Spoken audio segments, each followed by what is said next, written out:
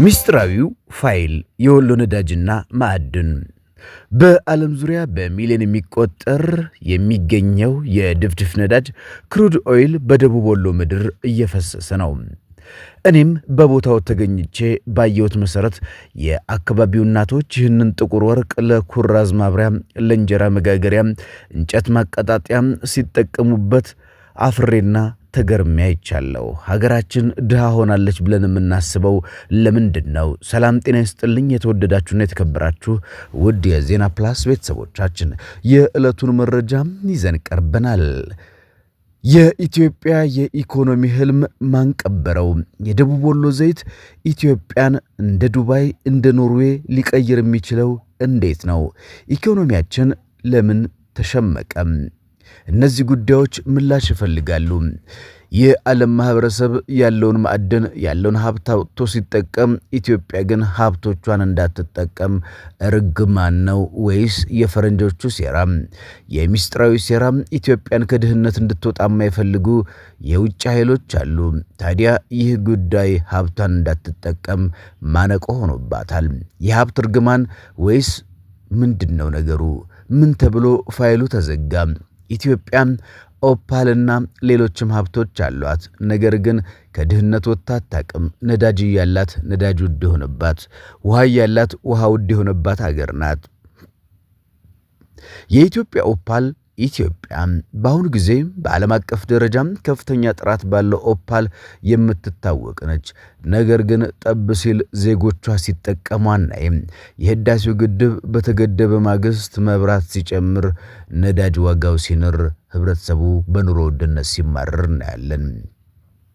ዋናው የነዳጅና የኦፓል መገኛ ወሎ ክልል በተለይ በደሴ ወይንችትና ሜዘዞ አካባቢ በስፋት ይገኛል። የኦፓል አይነቶች በወሎ የሚገኘው ኦፓል አብዛኛው የሃይድሮፋን አይነት ሲሆን በደረቅ ጊዜ ውሃ የመምጠጥና ቀለም የመቀየር ልዩ ባህሪ ያለው።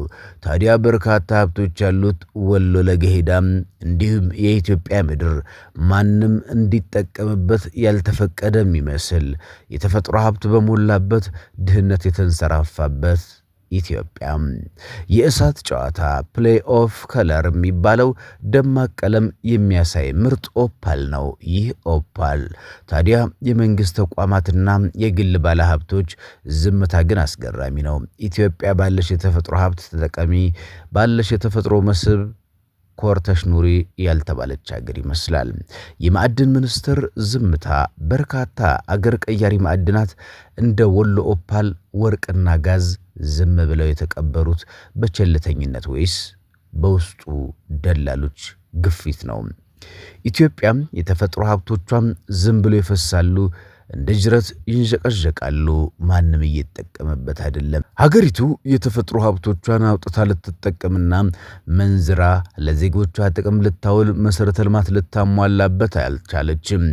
በርካታ ሀብቶቿንም ተጠቅማም እንደ ሀገር ልትለወጥ ልታድግበት አልቻለችም። ይልቅ ሀብቶቿ መኖራቸው እየታወቀና እየተነገረ በዝምታ ታልፈዋል። የዚህ ጽሑፍ ጸሐፊ ቲና በቀለ የዓይን እማኝነት ብሎ እንዲህ ሲል ያሰፍራል። በጉዞዬ ያገኘኋቸውን ለማመን የሚከብዱ ድንቅ የተፈጥሮ ፍሰቶችን እናም የእውነት ሚስጥራዊ ሴራ የተሞሉ ታሪኮችን አጋራችኋለሁ ይላል።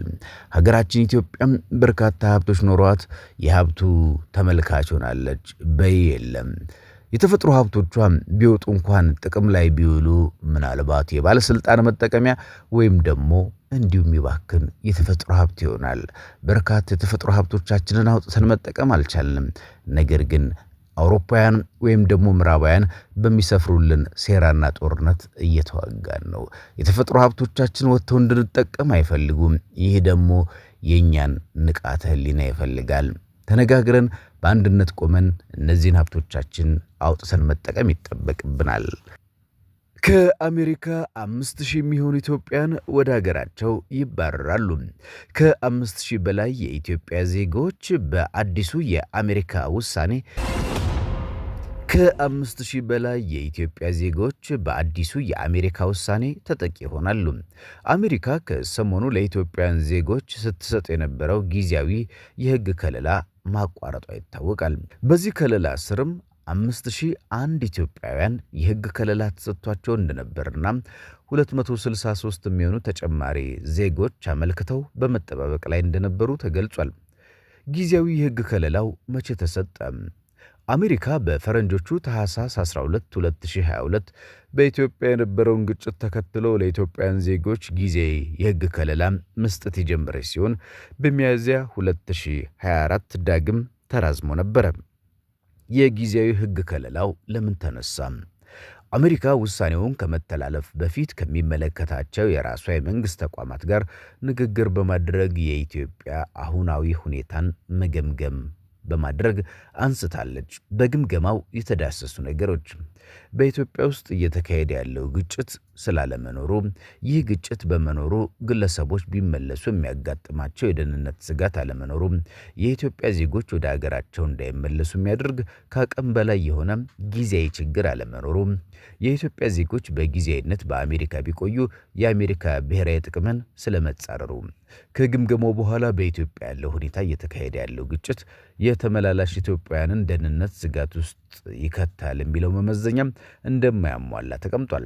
አሜሪካ በ2022 በትግራይና ኦሮሚያ ክልል የነበሩ ግጭቶች ይህ ጊዜያዊ ከለላ እንዲሰጥ ምክንያት ነበሩ ስትል የትግራዩ ጦርነት በሰላም ስምምነት መቋጨቱንና በኦሮሚያም በኦሮሞ ነጻነት ሰራዊት አካል ክልሉ የሰላም ስምምነት መፈራረሙን ታጣቂዎች መግባታቸውንና ከስምምነቱ በኋላም ግጭት መቀነሱን አንስታለች። አሜሪካ የትግራዩ ጦርነት ሲገባደድ በአማራ ክልል ግጭት መቀስቀሱን የጠቀሰች ሲሆን በመንግስትና በፋኖ መካከል ያለው ግጭት መቀነሱን፣ ንጹሐን ግን ጥቃት እየደረሰባቸው መሆኑን የሚያሳዩ ሪፖርቶች አንስታለች። አሜሪካ ኢትዮጵያ ትኩረቱን መሰረተ ልማትና ሰብአዊ ልማት ግንባታ ላይ ያደረገ የ337 ቢሊዮን ዶላር ታሪካዊ በጀት ማጽደቋን አንስታ እነዚህ ማሻሻያዎች የተመላላሽ ኢትዮጵያውያንን ደህንነት ስጋት ውስጥ የሚከት ነገር እንደሌለ ያሳያሉ ብላለች። የውስጥ መፈናቀሎች ቀንሰዋል ያለችው አሜሪካ የምግብና ማህበራዊ አገልግሎት መሻሻላቸውን፣ ለዚህም ማሳያው አሜሪካ ራሷ በሰሜን ኢትዮጵያ ውስጥ ተሰጥ የነበረው ድጋፍና ፕሮግራም ለጣምራ ኮሚቴ ማስተላለፏን ከ2022 እስከ 2025 ድረስ 2147 የኢትዮጵያ ዜጎች ወደ ኢትዮጵያ ለመመለስ የጉዞ ሰነድ መጠየቃቸውን በጥሩ ጎን ተመልክቻለሁ ብላለች። አሜሪካ በ2024 የኢትዮጵያ ዜጎች ከፍተኛ የሆነ ከቪዛ ጊዜ በላይ የመቆየት ምጣኔ ነበራቸው ብላለች። በዚህም ቢ2 ቪዛ የ8.27 በመቶ ከቪዛ ጊዜ በላይ የመቆየት ይህም ከአማካኙ በ250% እንደሚበልጥ፣ ለኤፍኤም እና ጄ ቪዛ የ13.95% የመቆየት ምጣኔ ይህም ከአማካዩ በ330% እንደሚበልጥ የብሔራዊ ደህንነት ጉዳይ እንደሆነባት ጨምራ ገልጻለች። ምን ያህል ሰዎች ከለላ ነበራቸው? የአሜሪካ የሀገር ውስጥ ደህንነት ቢሮ 5001 የኢትዮጵያ ዜጎች ይህ ከለላ ጸድቆላቸው ተጠቃሚ እንደነበሩ ሲገልጽ እንደ ባለፈው ህዳር መረጃ ተጨማሪ 263 ሰዎች ይህን ከለላ ለማግኘት ጥያቄ ማቅረባቸው ተገልጿል።